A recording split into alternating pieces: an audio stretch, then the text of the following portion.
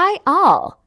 These are some easy lunchbox ideas that can help you with deciding what to give your kids for school. Strawberries, blueberries, baby carrots, mini burger and jam sandwich, bread pizza.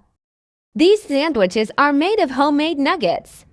If you want to see the recipe, stay tuned. It's coming soon on my channel. I give strawberry jam sandwich, chicken nuggets, grapes, little chocolate biscuit treats, vanilla custard, and strawberry milk.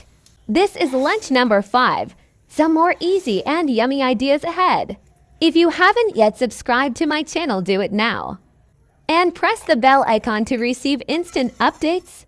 Like the video and comment on what are your thoughts and suggestions. Some days I just switch the fruits or treats. Like in this one, I just added apples instead of chocolate bites. These are grilled chicken cheese sandwiches with apples and grapes. Blueberry and chocolate sandwich. Here I made fettuccine alfredo pasta.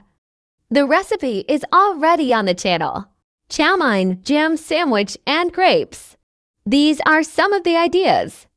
If you want more, then subscribe here and like the video. Thanks.